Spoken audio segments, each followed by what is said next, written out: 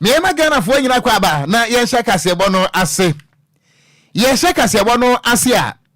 Ene NDC amanyoko no afre ensemfrofo enhia mu. Ewo wonom atena ye kese ewo adabraka ewo enkrapompure mantem ha. Na ensema kese atodwade ebi mu odupa. Ese asojafo empaboa. Se mu nyina mo beka ye a, be se na wotwe mu. Ye nkasebo ahodo so no ane ade asomo ese. Wapani akane na waye soafo abedi akira a. Wotwe apomden eso ene wono ana oye minority leader. Honorable Dr. Kesel Atoforsen. Meno kase edna kwa kwagina court ni nyina no ene se. Wabra na NDC amanyoko no tia ba nwa so no. Eyade se ambulance bi omkoto ye no. Eho nsem atimi aba masesi ano. Wapani Dr. Kesel Atoforsen no. Ensem na kwa kopiem e wo court. Na wono eka ho a enipa miensa ana yebo womko ado se ambulance na womkoto ba ye no. Akwese ekatwitwiri die bi atimi akomu a nanka eni kwanse Ghana fo ebo saa eka no. Na wapani ba ko otoso miensa a wono so ye bo no kwa do e beka se third accused no eye Richard Dakpa na wono so bread ni kwagina mu e wadaka mu no wo so ifra daka mu a eye cross examination eye Godfrey Debo Adame attorney general etoto na no e wo court ho no na yerim se asem no na wie ya no no na nso se bimpadesi sa wotwi wi a aya na we etato ana akwatwa ne akwatwa banso ne nua ene foforo betomu de betomu ene se wo bra eye Godfrey Debo Adame attorney general wo ye cross examination ni wie ye no ana wo fa akwati kwan efa atetefon ana wo fra wo pani Richard Dakpa se wo mo ne homodi bia na eda foforo court besa atena se no se wo no Richard Dakpa obegina adaka mu a woni adanse kunumu entia eye Kesel Atoforsen se ne be ya Ghana mra ye betimi abunu komni agele no na saa eye audio conversation no a allegedly yese ebeto odwa no mene o kasa ayade se wo pani Richard Dakpa wo use saa video no anasa audio no wo de apia bontre so a NDC amanyoko no so nsatimi akabie na ensem trofo nhia mu ase no na nya asam kutwa na esene I and my shodi awan Johnson ase edun katia General Mosquito a wono oye dwamtrani pani ade ema NDC amanyoko no anedi nsem trofo nhia mu nanimu na wobra wakasa na wotirem se wapani Godfrey Debo Adame nanka obi enim se wo obi ankogina ho ma atentrene na nso se eba eye injustice si ebesi amemwo ene atentrene etrase a Godfrey Debo Adame godi mu ntintima pa efri se owie oduo no apie montre so no a enkita hodi ana wone eye Richard Dakpa wo mu edie no nyina no ekire se wapani no entwantro kese emfanto eye efensan Dr. Kesel Atoforsen so se ne be ya Ghana mra ebetima so mu na etimi abu na tan eno anenensem trofo nhia mu ase no wopani anedi ade asedon katia wo twi tape ni pieye ana wo boye ema wiase nyina tibie ehunu se bie boni a na wopani eye Godfrey Debo Adame wo se esumase pese wodie na abusua wadie kakum yagina kokuo na nkasa enum wo bra asedon katia ekasa na wo kiremu a wasi 2021 num enfinhia miensanie ana Godfrey Debo Adame ani aban wei wonum aye o madwene se wonum befa kwati kwan so akyere se enukura bi anim na wo mo edi wopani eye Dr. Kesel Atoforsen akwakwagire mu e wo court se da be ya yedin batumu nanka Ghana fo hunu se se na NDC fo wo mo ye nipa bonefo ani ade enu nti enkita hodie ene fo conversation no a ekoso e wo eye yewura eye Godfrey Debo Adame ana afenso no eye Richard Dakpa allegedly a wo mo ekirem se ye dada wopani no nanka watimetwa ntro kese e dia to eye Dr. Kesel Atoforsen so no ene wo mo boy e wo asylum down dabi adabraka moma yentie ene said the full conversation across so any audio no appear momentie kakra enu akiri nsema hodo a ndi sama no kondi atu dwa no so ya bekenkani akirem ni aboni ni bi ade akirem mama yentie audio no appear bontre so no ene wo mo ye hu nsem trofo ehia mo no no the LC is established as soon as you sign the contract you establish the LC and that becomes the security comfort for the supplier to invest his money. It says LC on site of goods are upon the sign of the contract. Yes. For every 50 ambulances. Yes. Yes, which contract is it? It's not a contract for every 50 ambulances. So under this main contract, this was like the main contract. The main contract and LC for every 50 of the 200. You said so the contract is not saying that government should establish one LC which is 15.8 million euros for the whole 200 at a go. No. Government has a bulk contract of 15.8 million euros. Now, this contract will become, the ambulance will be coming in tranches of 50 ambulances. So you establish your LC for the 50. When that 50 have been delivered and everything sorted out and handed over, another LC is established for another subsequent 50 until you finish all the 200. That is what the contract says. So the LC that was established... Even then, no. I don't agree with your explanation. But even then, this explanation, that's not what happened in this case. Okay, what happened? Yeah, that's not what happened. Yes, because the LC was established even before shipment inspection. For it to be honored, and the condition precedent states that to then honor the LC, because that is a condition precedent. In any case, in this case, even the LC was actually cash. Everything, that payment was actually made before the goods were shipped. No, the goods got to Ghana. No. Oh, yeah. He couldn't have the supply. There is no way under the sun. Enti ebusuansa wote enkitawode na ekoso no a we no eye audio conversation allegedly yentimi confirm eye allege wo mu kirem se eye yewura girlfriend ebo adame wo no woye aban lawyer pani ana afenso no the third accused eye Richard Jakpa wo mu conversation allegedly ana ye bobi e de akire mu a we no eye ne NDC nsem trofo nhia mu ase no wo mo eboye emewiase nyina eteye na enwachi no ana NDC chairman yewura esiedu nkatia ekirem se wohwe anamo a wopani eye girlfriend ebo adame etuo no a akire pefe se woni aban wei wo mo abo mu tiremu pose wo mo betwa entro kese e de atofo asen so se de be ya wo beko afiase na nso nsem trofo ate ana Ghana fo nyina so ahunu se boni bi wo hono a wopani ni di lusumase na nso na apie bedwamu a eno so emu ensam enie yewura esiedu enkatia 17 July 2022 when no settlement or plea bargaining proposals have even been made by Big C and Mr. Jakpa. All these communications, telephone calls, WhatsApp chats and all that, they all happened in 2022. And you are flaunting letters you claim were issued in 2023. That's the reason why you were calling. So it is neither here nor there. We have also played to you a recording of a phone call conversation held between the Attorney General and Mr. Jakpa as recently as 9th April 2024, a day Mr. Jakpa was scheduled to testify in court. It is evidently clear from the foregoing facts that the plea bargaining excuse being mounted by the Attorney General and his assigns are palpable lies calculated to divert attention from the critical issues at stake. The question every well-meaning Ghanaian should be asking is why the Attorney General will refuse a proposal to settle this case, which will ensure the payment of 2 million euros to the state at a time our country is faced with economic bankruptcy. Enti eni ayeti yei eye NDC chairman Yewura Johnson esiedu enkatia ene no na wo kasa biam na wo kirem se wo besre mampani akufo do sampase wo gina ho ema no kure ese Ghana mampani a ene na girlfriend ebo adame wono so wonfa ne ko gina mu e wo court anase wo mpam no yende semese no na emo se wo ka de kire mampani akufo do na se mampani akufo do ampam wo pani girlfriend ebo adame paade a wo ka she Ghana fo nyina nkura se NDC eba power 2025 wa womo enso ebetimi ajeli girlfriend ebo adame na wo kasa na wo kirem se wo betre eye general legal council se wo pani girlfriend ebo adame wo na mo a watuo eni esumasi dwadie bi a wakodie sanka yentwa ntro emfantu obi so na ne nyina mo ko emremu a ye kirem se eye perjury no a wo betre general legal council se wo pani girlfriend ebo adame so nkian pam no emfa emfiri eye Ghana Bar Association efiri se won semfata na wo yobi a eba entro ene na ada ene akohwesem ene se ebesi atentrini etrase a wopani girlfriend ebo adame wodi mu ntintimai enu nti general legal council empam no na yensi de kwan se de be ya efiti na ekure wo mfa no ho kura ese wo ye Ghana Bar Association member firi se wogu onu mu nyina animu ase. Considering the scandalous nature of this recording and other forms of evidence we have shown you, we wish to make the following pressing demands as part of efforts to restore credibility to the Attorney General's office and Ghana's judicial system as a whole.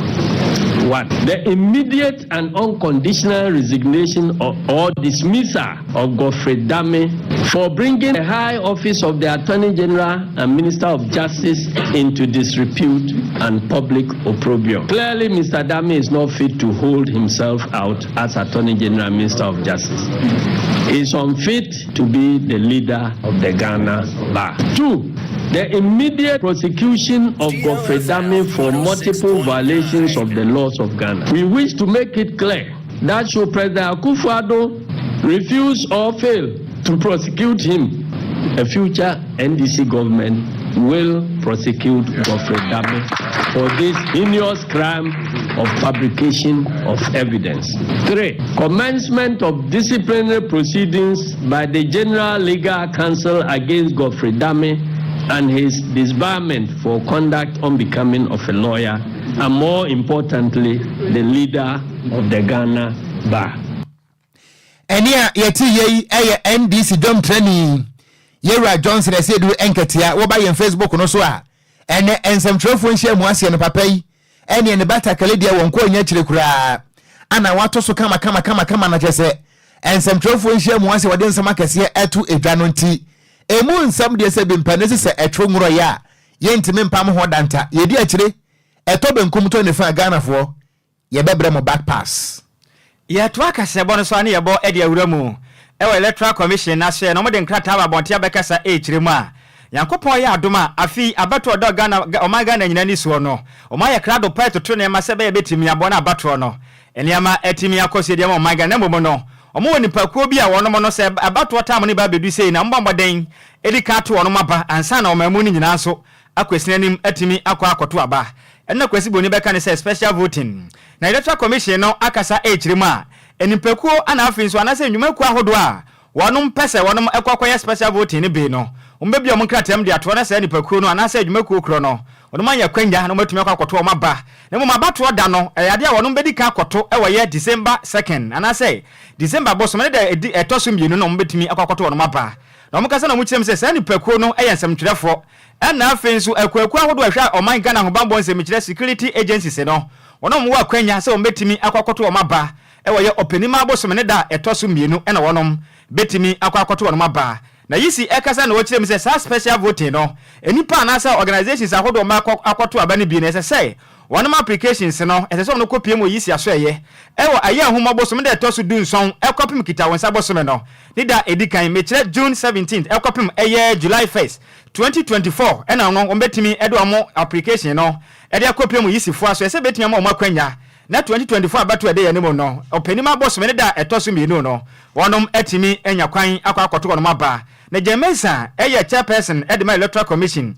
or den sem wonyina de tudwa e wona de ya emranka mu premantemo electoral commission no efra eye ensemtwerefo nhyiamu na den sem wonyina e de tudwa na Jamesa ekasa na okyerem se applicant ahodo wonyina ombo pese ombenya kwanya no makoto aba ne bi e wo eye December 2nd wo mu se mokwa apply momode se no befa eye returning officers ni nyina so e wo mensin ahodo e toto aba na betimi aboa mo na matimi anya kwanya na bato ede ya ne mo no special vote no matimi anya kwanya na matimi akoto bi okasa na okire mu se e wo mu se ukwa apply ba modern se applicant anase adwumaku ahodo bi ase DLFM fo na ye kode ne ekofitera na ye de voter ID card na ye de aka ho afinso eye police station code ne so na tato se be betimi aboa na yahunu so kofitela aha na mu se na eso to na ba se be ya ene no duru ho no ma obetimi anya kwanya so akoto amene sente no yisi akasa ekire mu a yakopon ya adoma afimu 2024 elections no special voting no ebetodwa ewoye December 2nd Ghana fo nyina hwe animu say dane duru ho no ma wa pese ukọ na akoto aba ne bi no boden sa application no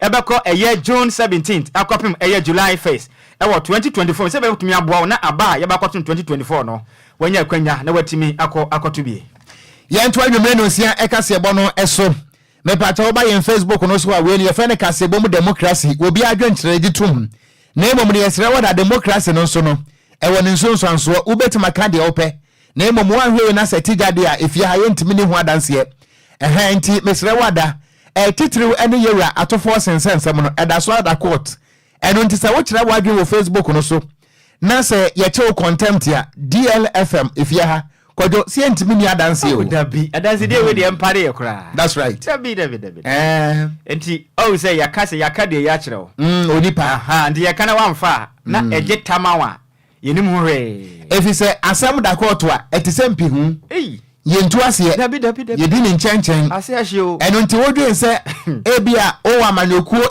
eni bi mu nti no nipa na ne ho abasem no wo ka conclude aka ne ye ni eche wa ye ntimi ni ho adanse ye friend contempt ebi na odo itema wo ye se ye che contempt ya if ya me ntimi ni adanse Kwadwo nso ntimi ni ofa kura nko na ofa ase ana the management the station nso no ye ntimi ni ho adanse timo de monya amanyosem no ate eye court asem Kwadwo eye court asem ye ntia mani abre no eye court asem court asem so de da ho ne yanka wie ya untimi njaje ni ya no aso aye hyewu enu nti na make na me say allegedly say yesusu enti sa wo de wo be wa adwen say na tie nti obi nko jail a ukodru court wani mu anu approve yes sanete mame nka messages ni kakra ewa ha Kofi Parliament and we say the truth will always be truth no matter how you may hide it and we see DLFM kasebo emo de papa and we so da ya sene adwumade ayeye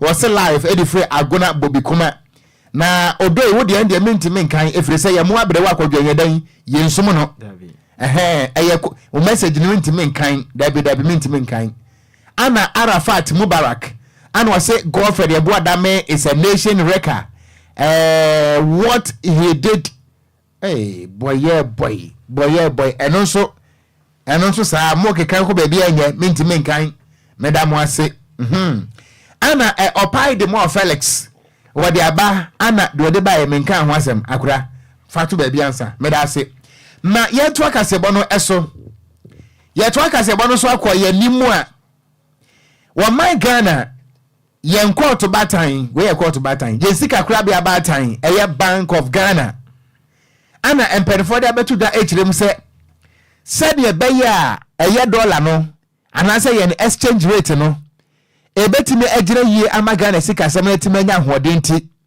de wa ma ye nyina no ene se wa mo a edi dollar no hudwa eye foreign bureaus ni nyina no ana se forex bureaus ni nyina no wo mo de sisa wodo egu akwan mu a ni nyina no ebetimi aboa ne be ya dollar no wo bi emfa kwoti kwan enkoton no kwan ya entimi emoa ama Ghana sika sem no entumi enyina Bank of Ghana echirem se ne be ya ye sika sem no ene Ghana city ni benya hodenti wonom ene Ghana Association of Banks no etimi edi nkomo ahwese enyema woduo bia no a wo betimi di agu akwa mu se de be ya so bi ba bank ho na so wo pe dollar edi ni dwuma ekwa wo be fa so atimi ene nipa na di dwa na enkonya nsonso obone ewo Ghana ye nsika no so no eno so mo di agu akwa mu sanse bo nyina no etimi todwa na eye monetary policy report no emu ana empenfo de sanse mo nyina etodwa na wo mo kirem se fiti na ekure ene eye won ne wan won ne 2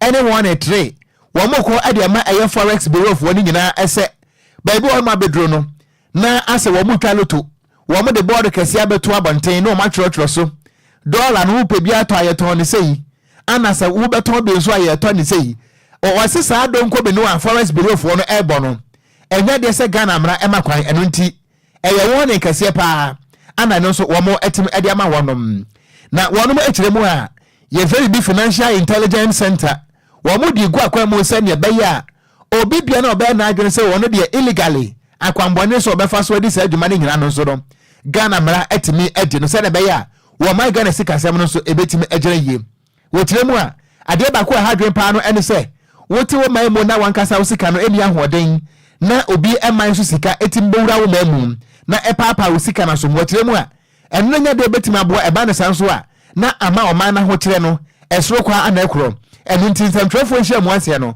wo mo etirem se ne be ya san hihye we nyina no ebetimi tumpon na ede mfaso papa baso na obi nkotietia sa amra no so nti no wonom atemna ntia kentra wam eye task force for agukrum se ne be ya wo mbe monitoring na obi bia no a titiri ene eye forex bureau for no wo mo mfa emra anya dwuma no emra no etimi edi won wo bra mpanifo ne nsɛmtwerɛfo edi ho nkɔmɔ no emu nsɛm emie. The Bank of Ghana remains fully committed to provide stability in the exchange rate for the cedi. The bank has enough foreign exchange reserve to support the market, and economic agents should stop engaging in speculative purchases as they will suffer economic losses when the correction occurs. The Bank of Ghana is taking measures to improve market conduct and instill sanity in the market for foreign exchange. To this end, the bank has worked with the Ghana Association of Banks to streamline documentation requirements for foreign payments to minimize the incentive to resort to the informal markets. To deal with the high demand pressures on the foreign exchange market, the bank has taken steps in the past few weeks to directly absorb foreign exchange needs of some corporate institutions, and this has led to a reduced pipeline demand for foreign exchange from the commercial banks. The bank is fully aware of the operations of illegal operators in the foreign exchange market and is working with the Financial Intelligence Center to sanitize the market. Enia yeti yei eya oman Ghana yen amrado wapenipa wano ane Ghana nsika krabi abatan Bank of Ghana wadano ese governor nedi ede Dr. Ernest Addison ano desa nsemwe atu eja woba yen Facebook no so a ene yen papa ne da so ya ene ne ho ofepa nice man ko jo so yen mo fase o. Yeah, can offer for no. That's right. Honestly, you are or 30 years futu pa. Obetima kasi wontie. Pa. Nanka you know, wunya de ngo benya bi de. Go nya hwe kura. Say you know, tie na egbo no ko mu no. Na media. Sa. Until last 2 years na chenchira offer. Wunya nwus me petanam se som fara monto me. Allege ana say. O say. Allege ana. Allege then say me de. Me bisa. Me de time am offer say so allege be no. Okay, na me say be allege ntina me bisa ho asem. Na wa hwe ase na allege. Me ma hwe ase na say woni me say allege. Allege. Why na allege? Oh, na say wa hwe fie ha ya. DLFM. Ese hu be bi free ba. 6.9. To aso. Ye to akase bo no so ne ye body awura mu. Ewo mampeni ebede chi onu kure ya na say ya frakatwi ne edema MP Pemayoku no Dr. Mahmoud Bawumia papa kasa chiri mu a onam Ghana man mu na wotete za manfo do na kaka titiriu ene mampenda da John do mani mahamba bi obenya akwanya bi obakwa gina simpie so akase bia na wo chiri mu asa ban yote abanwa sui sika hodo a wanya na eto do wagege no man mu no wa ye sika sem basa na Ghana oman emebunu bra na adwuma ni oman mu no oman ehwe ase ene Dr. Mahmoud Bawumia ekasa na wachire mu so nsem we ni nyina na yensem bi a enye no kura ba ko go fi abaya te kwanwa si na mbade mbo enyuma do obube bi magana mebunu nya bi ye no editwam ni senti ensma do Ghana fo keka ka ni nyina ya kiremu sansem ni nyina ba no kura ba ko mponya de a ewo mu no mpani abeje te Dr. Mahmoud Bawumia ekasa na osa kiremu sei onu mpo no de esi na ni so Ghana fo bo made ma na kwanja eto abai di ma 2024 abatu otumi di mu nkonim aswafo do bafa wonom de ebu oman no obeti eye mekire expenditure no so mania matimi akofom de ma ni se no bafa aswafo makoma kwaduonum 50 pen obefa mekire 50 minutes expend obefa no watimi cut down expenditure se be betimi abona Ghana na ma etimi akosuye e de mo man na we nyina Ghana fo mpe na mo na monto so na mo keka gaza abai o je se ohun boto na o de crash mo se da bi sansem no nyina no kura ba ko mponya de ewo mu o de sem nyina de tudwa emra ATF Ghana CEOs eye summit ekoso ewa nkrambo preman tem andrada eno mampeni abede Dr. Mahmoud Bawumia eka sense ma do ekoso nyina no Ghana fo nya ka free say aban bo no homodin bi se betumi abona Ghana eniama etumi akona ne free say o man eniama hodo ya fam na ahochiro man ya fam no ni nyina ba bo no homoden abadwumaden atoto ne ama se amekasei Ghana ekona ne mu pa enti ne senti ensmo do Ghana fo kan nyina no munya ka free say aban ebo no homoden pa okasa no emu kiremuni our routine in the area of development we are doing better than the economy that he was managing as president. Now beyond this, as I said, one has to go beyond the routine because in getting the business economy to move and the business sector to thrive, we need ideas, we need transformational ideas, we need to change our system, and this is what we have been doing over the last few years, to also trying to change the system. And this is why digital transformation has been very important for us. You've seen us bringing in many digital reforms.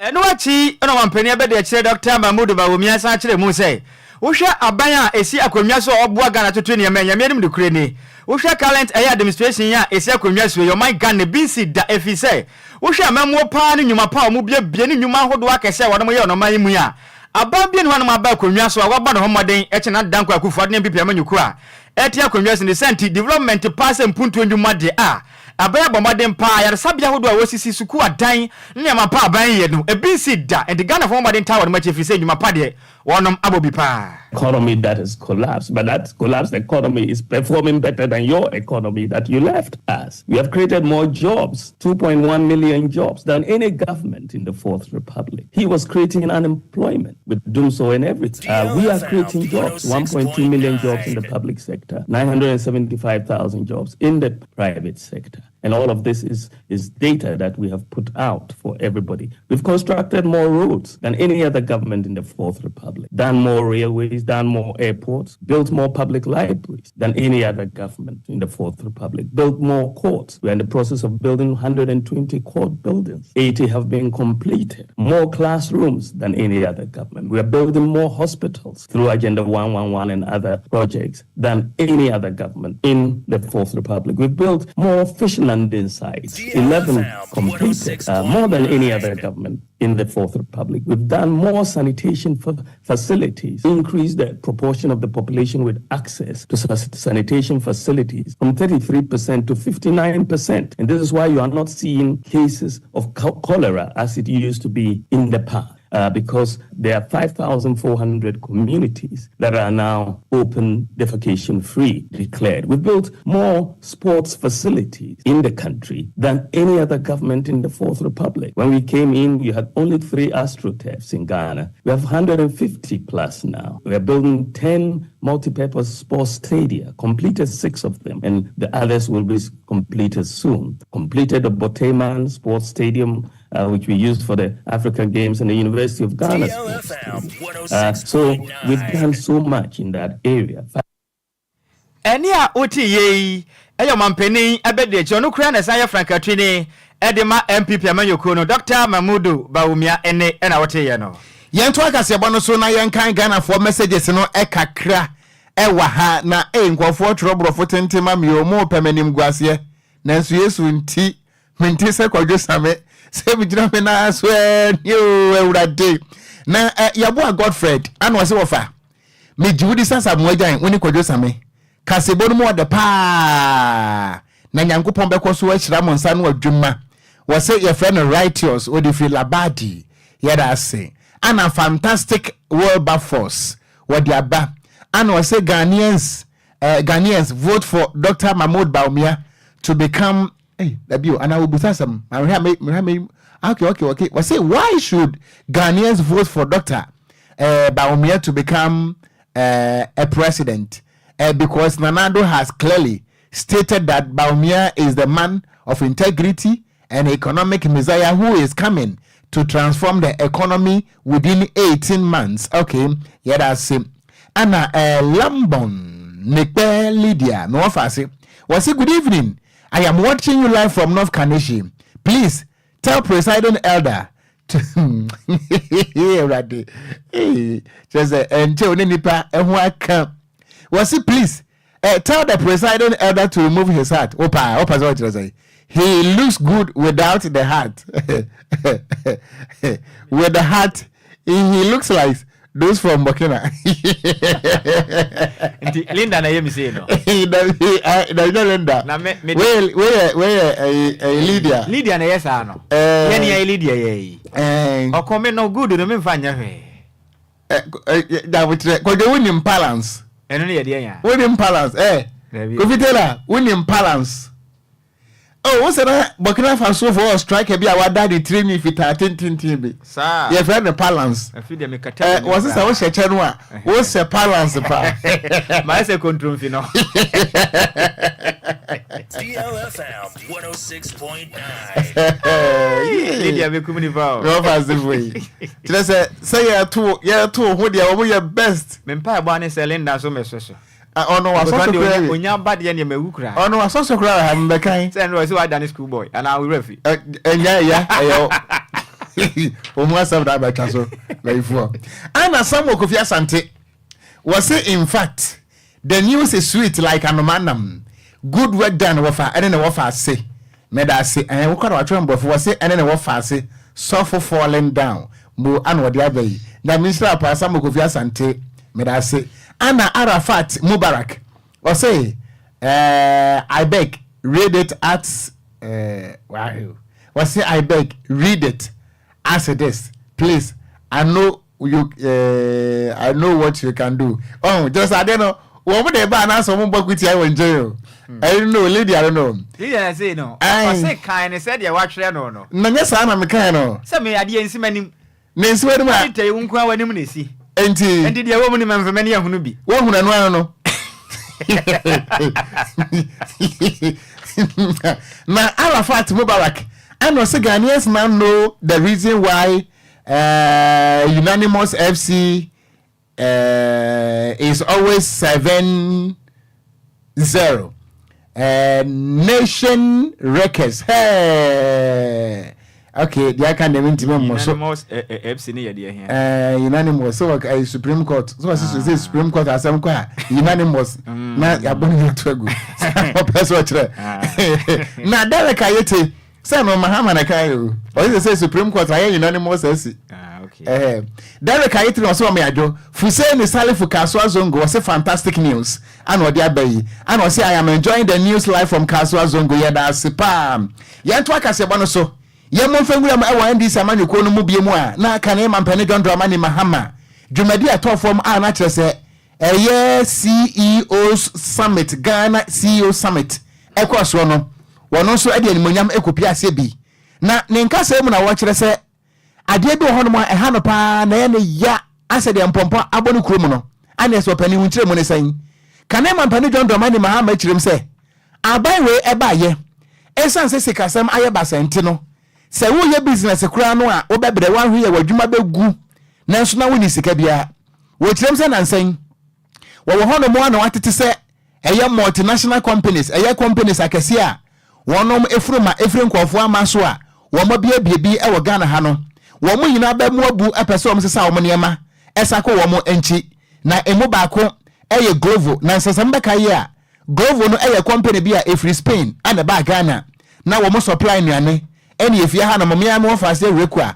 eni ene na akawoba wachira na pesie ba ade beti na tadwe ba Glovo for supply tadwe ha na kosi body apesie na pakan so oda konkonte chese Glovo for na yade ma pakan na furu yese no do eno bo for da sen nanso anche ana Glovo for na betu dwa kirem se da bi adwuma na wo moye no Ghana sikasam aya nanta enu nti ama wo mo bokanti wo mo sesa wo mo niema ana sabre Glovo wo mo free Ghana ha no mo asese se ewreku a obedi kokwa atoto a ajeso won kasa wate ase awiam ayawe ho sempa neno ana kane mampane John Dramani Mahama ekirem se wode adesrede ebeto sa multinational companies no anim se abai we de se wo mo edi na chi a ahwe ya wo mo ka hirempo wo mo ya na Ghana ha nanso obesre wonom se aban papa a ono kane mampane John Dramani Mahama wo be edi ani mo no ba den 2025 enu nti wo mo nka koma ento yam wo mo hwe no man se mo niama na anko efri se mampani Akufo-Addo ene MPP aban ana mo company na agu a wo bai wo behwe ama bibia nso atimi akọ enkane kane mampani John Dramani Mahama wo kasa odumadi na se no emu nsem ne Game, Glovo, Nivea, Big Pen, Dark and Lovely have all shut down. Unilever has relocated its tea production to Nigeria, and amid all this, our public debts now hit a staggering 658.6 billion Ghana cedis. But we cannot despair over the poor quality of governance that has served us in the last 7.5 years. I wish to use this opportunity to appeal to you, captains of industry and the investor community, to tarry a bit more. Please don't leave our country. It is said that the darkest hour is before the dawn. The beauty of our democracy is that it affords us the opportunity to change our current trajectory. You can rest assured that the new NDC administration will work with you to create a conducive environment for businesses to thrive. Together, we will expand your businesses to create more opportunities for our increasingly youthful population. Enya yeti ye aya kane mampani John Dramani Mahama eye 8 Ghana CEO Summit ewon kran ana wopani de sansem we ekotu edwa apakan GH atenase ye na ye ho nkomra ne enkoje eye agoprama so ensem ye ba ye de sofa na yenso sofa ebetwa wo so DL News.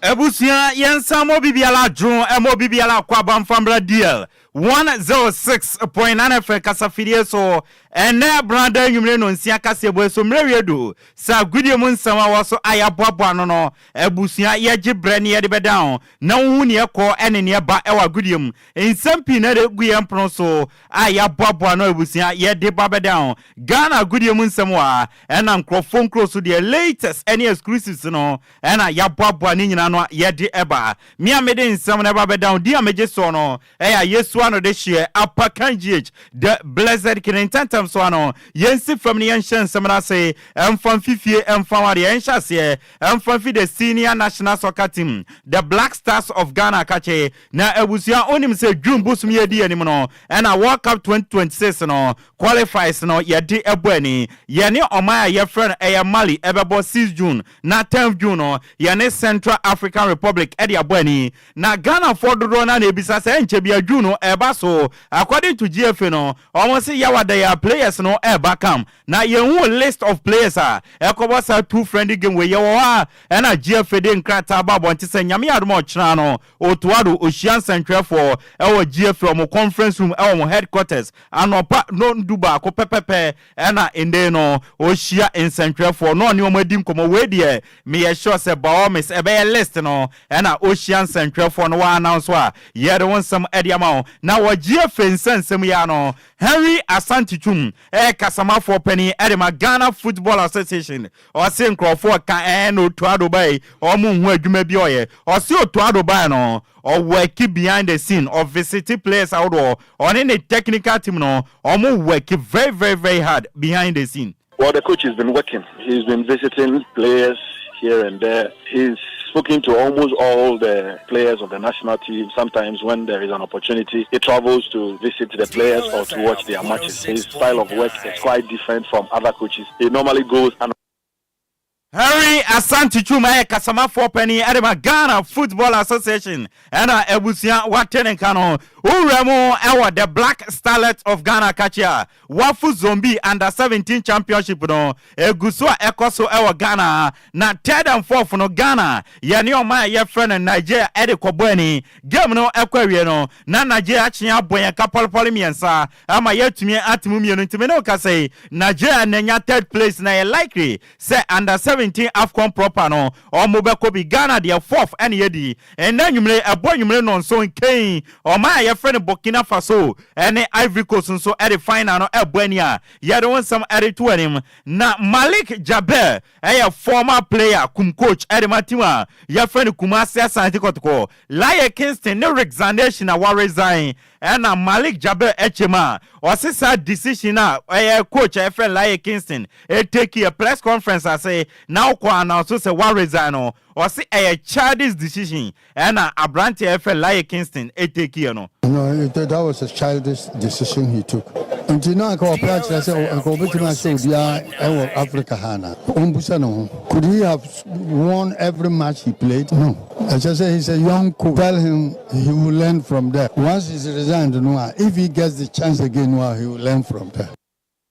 Malik Jabber and Watinka Laye Kingston akasa or the nkrata abambonten abe pacho or Simon Fanche ni awokan nyina no Ghana for Mfanchenti Laye and now we are no release official statement or the abambonten abe pacho na Malik Jabber and yebisa say inde no or share Ghana League in my player baako ben and obet me adding in sensible say player way in World Cup qualifies Yakobo against Mali and the Central African Republic in Kotwado an opportunity no one squad no me and also share Ghana League in Mudia has to folk our defender be a friend of Mike Campedu or say physically or a strong or a tough and good defender on the Osusu Sankabe Otwado man a chance now World Cup qualifies Omobi. Oh, sure. Even as he say, but yeah, last minute, the over number 2 was a number 4. Physically, he's very strong. He's a good defender. Me, as a coach, these are the players you promote to go and try.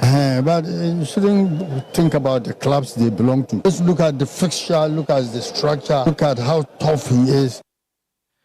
Malik Jabel, legendary coach, player Erimatima, your friend Kumasi Asante Kotoko, and our tenenka, Wakotokone Hasofok in San Semunano, Dr. Kwame Banyako, a former Kumasi Asante Kotoko, or management member, Wakasa Edikano, or say they currently best players our Ghana Hano, a Bini has any Kotoko, or say Baby Ayeduno, best players our Ghana Hano, I am no more Mahas any Kotoko, as a players. Nankase unso oboti mfufra ometuma tona kwa manone emobejiska inti ama best players no omo matima friend has any kotoko o si teams nankasa no dodo na no ento omo players emfama has any kotoko biem inti mrewe do say has any kotoko no omemo mani akom youth team no na ebe produce talent e de ama omo. I don't think the best players now are in Haas, unlike previously where every big player wants to play for Haas and Kwadwo to get a chance to travel abroad, increase his value. Now Division 2 clubs are selling players, Division 1 clubs are selling players. You don't need to play for Haas and Kwadwo to be a star. Look at your more recent Black Stars for the last 5-7 years. Dr. Kwame Banyako Amananso Twaso Edituja Echrema or say Emery do say heart of folk any Asante Kotoko management ebe come on to my bweni ayabako no more creative off-season game be and Enkaya boss season area na has ne Kotoko so yako UK ebia yako London yakobo off-season game wo na omo fan generate sika and fan mo. You remember some years ago we did a Super 2. It was not a league competition. This was management. Kotwo have to wait for somebody to organize a match, invite them, pay them an appearance fee, and pocket the rest of the money. When the two of them could form a committee, organize a game, and Dr. Kwame Banyako, former management member, Erimatima, your friend Kumasi Asante Kotoko, and Waten and Casso Semeredu, say has any Kotoko management no, or make come to my bweni, no more creative all season game be, now Omodia Generatisika, Eddie Abuomo, Opokunti, a former player, Erimatima, your friend Kumasi Asante Kotoko, when you said down one day, and a Ghana's version of the Classico no ever so, Emma Kotoko echi akra to folk ebo mekam no embo mantumante eno ne yekobisano sende enam inkunimni akotoko die no o me pushi has e dia to relegation mana eno si odabi Kotoko pushi has fan to relegation o si Kotoko ne has no se we team na wini a ade de mawa aye bragging right na ono de obeka no waka ne biem se team aye friend has folk omo nko relegation ne enko no china Kotoko mpia has entumu because Kotoko ne has rival there has bit me akase yanjili krani ehye Kotoko epe Kotoko also bit me akase yanjili krani ehye has epe won de me kire no entino and afi there two woman away nyina Kotoko atena has which ama Kotoko also upper hand Opokunti era otenenka osekwambia so hasene de relegation omo nkwane ne enkwane ochina na Opokunti adenisi no era ochima osebeka mil 2000 bobo kwa fene heart of folk omochi Kotoko ebome kapolpole na ya omantumi ante up to now aye history aye dawa de bia no has for no ede twetwe Kotoko for no eno Opokunti echirema osesade aye history entwemuda generations after generations ebeba abelkan wasem na Kotoko epss ade etwamu dia enimani mu ya age omochi house of folk no omonso bomb be ekanum eba ne sade asaba kwasem na house for ebejai enumdwa no omudi dwa no the trim history there e wo hono eba besida omobeka omudi ba timi ahye for no teams ntimi chef by history da hono omobeka and the generation after generation omobo dem chire but Kotoko person almost overcome there then also omutimi share has 5-0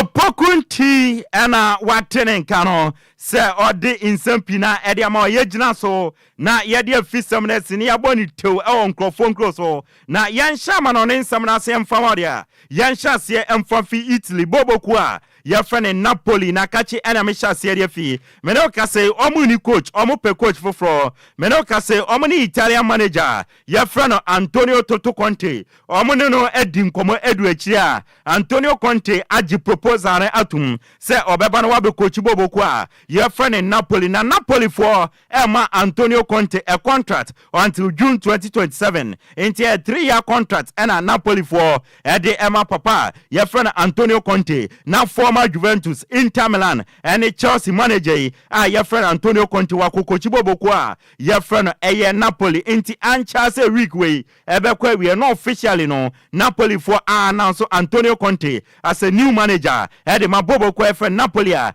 yede won some edema your season of coaches ewo Europe into MPM ewo Spain Barcelona for akachi dia omo manager friend Xavi no ma pamano ema mene say coach friend Hansi Flick of Germany and eba be new manager ni amete ene se nyame admo china officially no Hansi Flick sign a contract until June 2026 a 2-year contract and na ochina obesane na officially no Barcelona apa on wontuma as a new manager ede amabobo ko friend Barcelona busia mede won some ede ama uramo ewo Tottenham Hotspur akachi ewo England nso a ende enkomotwetwe no edu akiri Germany for almost striker friend Timo Werner no obebo loan last season almost afano on loan bim until June 2025 na the buy option beshem 50 million euros na abrante ne ba na ne money mo so ani dia na sign ne salary ni nyina no bobo ku friend Tottenham Hotspur ebetua na watena kan ede ama bobo ku a your friend Tottenham from RB Leipzig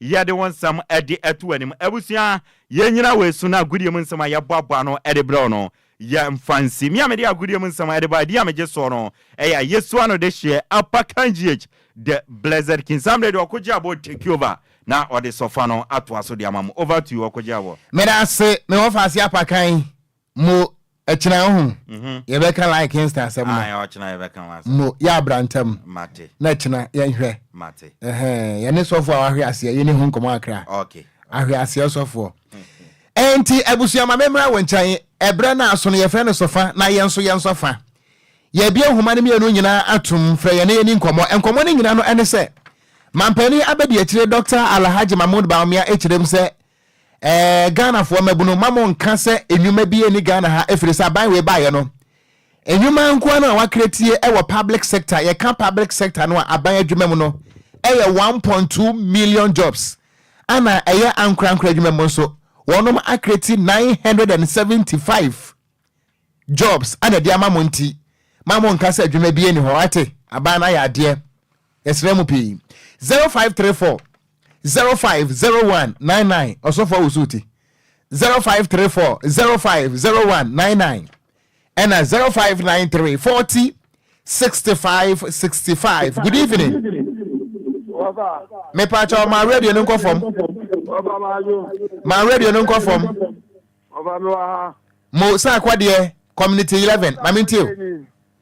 Waba yeah abawe adwuma de wodi bia bapa na Ghana fo mabunu na ye ni hafo omu ye ni hafo papa baba we wa create adwuma pa me dance good evening Okogyeabour me offer se be ni Frank Naro ni o do me nyina meyo mamenti o wadaroma oku o mampania be de atese wa create nyuma 1.2 million ai na Ghana enyuma kwa 1.2 million bekwa DLFM 6.9 ya di company semi baba de ba kuma ko sa 1.2 bekwa Ghana atatu benso ada na Dr. Baumia oye pani so aya o mama fo ka so oye laya ta enyuma ba ko se kete ba ko ko mu biye binia one bisi one factory don so ma biye no beta kra ya ka so bi 20 company ba ko ko mu nye bida de beni wo de buro sensu media wo a company we beni na kufa de kwa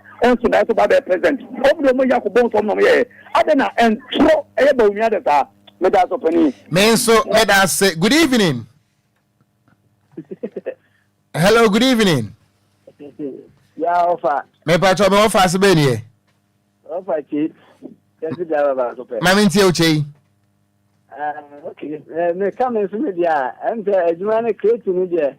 The first one, the IN say, no fear, insurance. All right, come in for car. Dabi, Mpacho Nyamutre. One car policy was it a Juma. Now go renew insurance a Juma.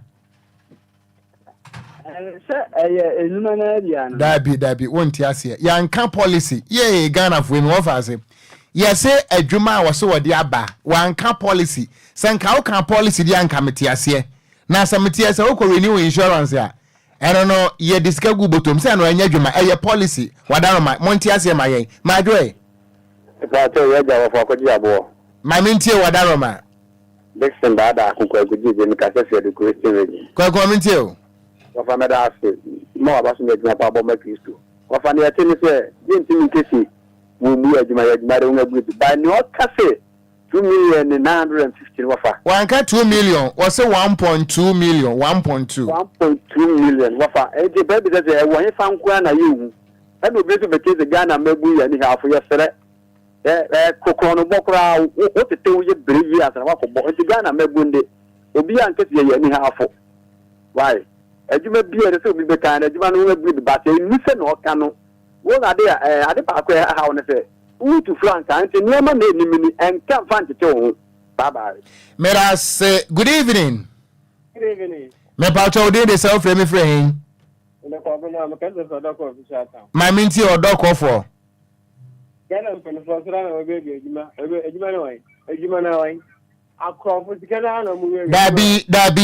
Mpacho, Tresa Mammy Pacho, Chrome for dear.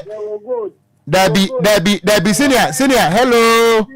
Senior, me Pacho, minty my own twaso.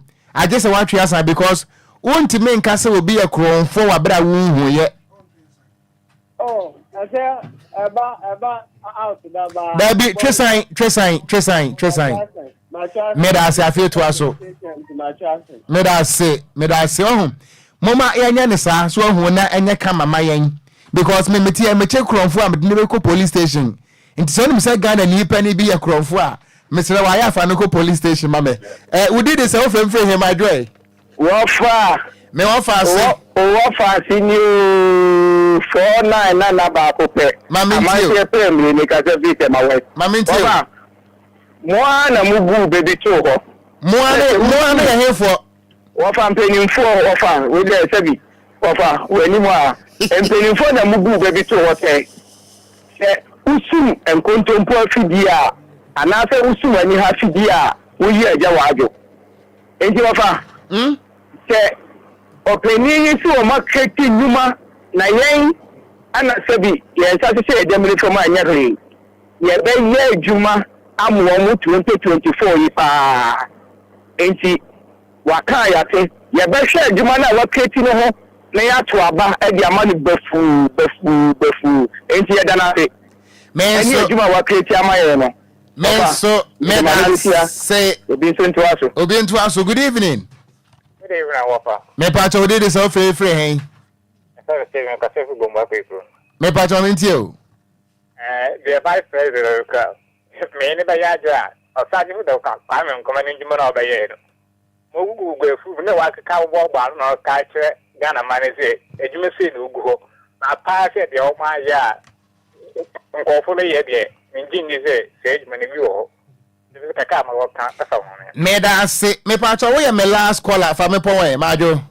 Yeah, Wafa. Me offer say. Apo mo. Oh mi kurekurem. E fe me mama. Mama free. So e fe me say. Ke juma wo krom ha nyina. Ai ti say Niger fo na jimi nyina boso. Ghana mbema no I don't know. So be a person ko tena office. They say from Okogyeabour so. Dabi nyabotre. Me Pacho what me question na say. Me say ase. Sa na baby ade na mu yi. You tin pejuma. Sa? Pejuma. Sa? We ni afọ. Na Pacho o wonu mo na be ejuma ni na afa. Ghana for ni akwadefo. O mo pejuma. I see. Ni ma mi enu pe na minim so o mo pe. Oh, e dia? Atopa. And then some no matter.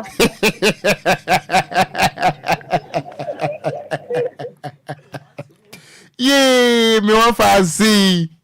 Oh, Ewurade. Hey, Ewurade. Ah. Ewurade. Mama monsa mama want fancy.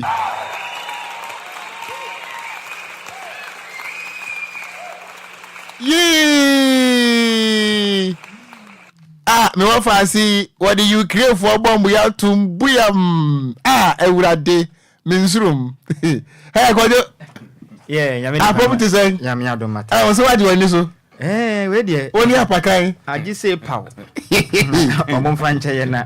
Me nim the free roba. Ababa we agaza me adano. Ebeti by Ram market. Me adano bruja or track record viewer. Omon franchise na. Obi antumi break it da. I know them pa.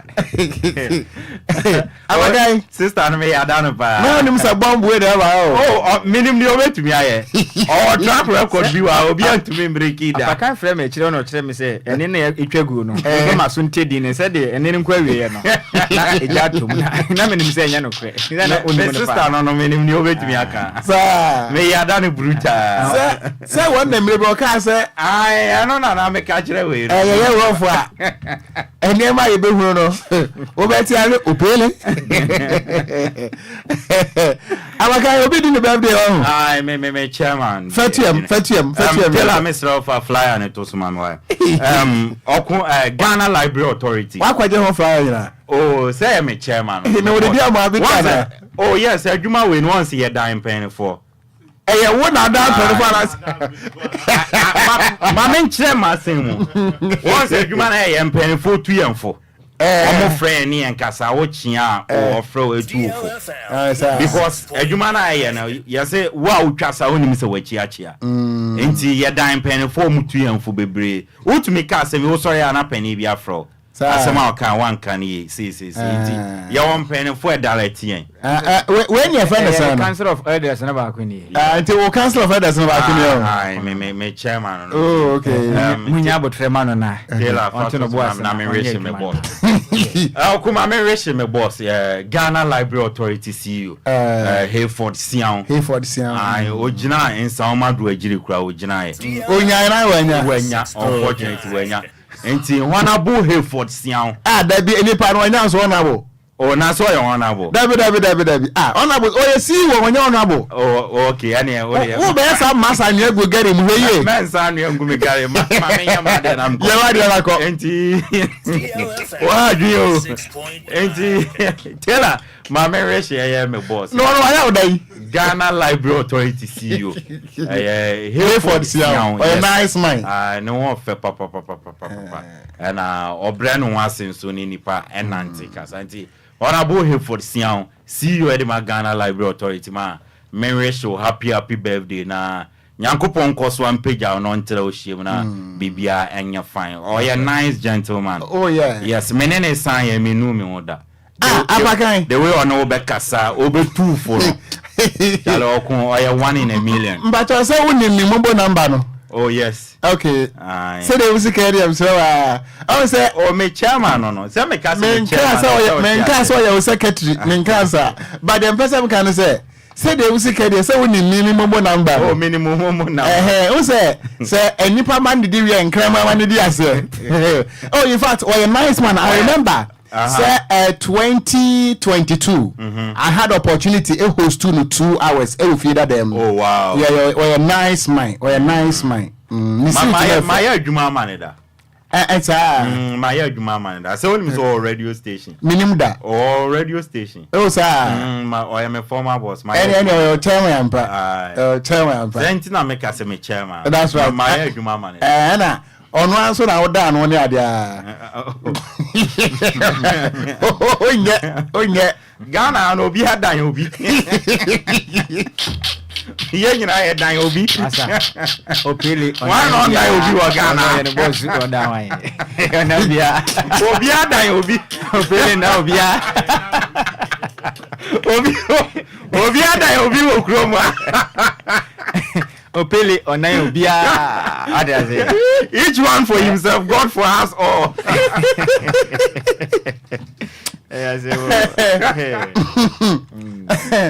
akose enkabo bi ho ana ma me fa so taw na me nko de fa so na we kra de na me ko na taw ai enti abusuan ye besra mo se muntie nkabo kakra e ma yen eyeyi enkaibo eko na abusuan pani ono a ana oye chief mona eyi paso hene nana ochire buama a wodi nkan wono ana oye eko na hene ewo achim kotoku ene eko na abusuan nyina na anumei wo mo asie yeyi ne nyina no ene se ye nyina ye nua bema oye mumu nua bema na emo mede oye me wo faase a ene no ewo fia ha wo pele eye DJ Hitman ne maame a ode ne ba asase so no ene ne maame agya ne ho ya menne so ode kom ne sun samye nie Madam Ophelia Akwa wote ase na ye frɛ no sister Nana Echa Hitman maame daya wan sorry what menchen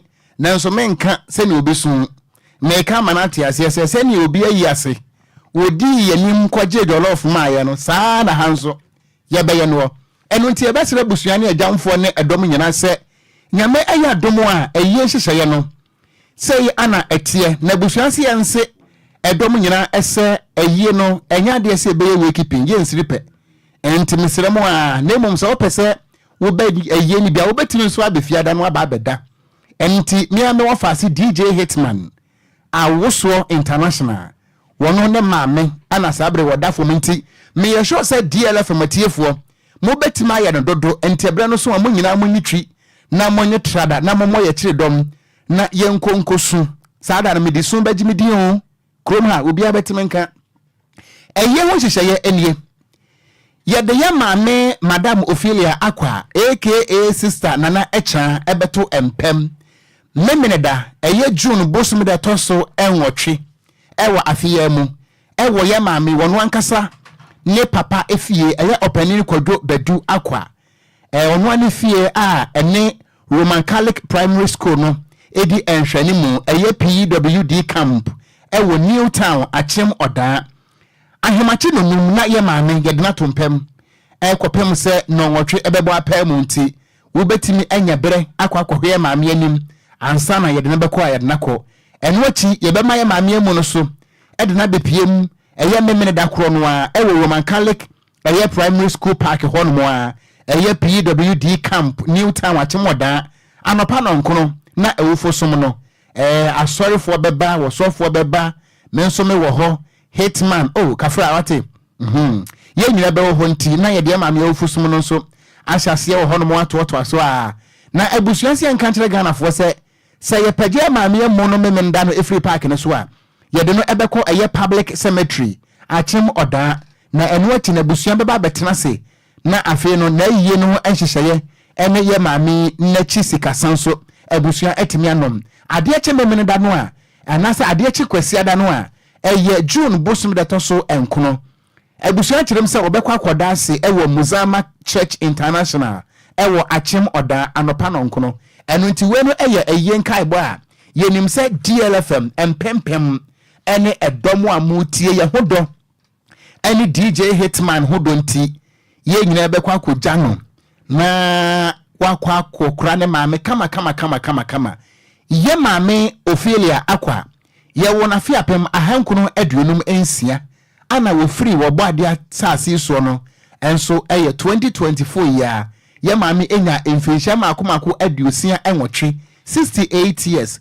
ansa na woka enchene aguo yesre dom ene ade hye se ye nyina ye nua mo ofase mo DJ mo Hitman mo pele Hitman ne maame asam ane yeken aya reho nanso saada no wontimi nsu na nka beni ho efese Kwadwo kai a yekọ aye na yekọ doctor aye no Kwadwo sa kai me kai pa senia opele si so yensa mo besen kwaje mo saa na obeye onko on se esu ne de se de tie bia no wontimi nsu obesu na se de ebe pie na chinti no enye de se de ono nko anko obeyire ne ho asu no because ye se esu ba tie no on try ne ure kura ne ure bi fi ne ho kura efri se okay mesme kwa doctor ye na me ra ho ewre kwa kura ye okon koridim so da bi minidi ewre kwa de won ne ewre kwa bai Se minim woni ma ma menka asem adan okay also kodi dim so waye e be ka asem ye bi nya case nti na Roman father aku nkodi dim se ye Roma ye wo de dia de hweso na ye waye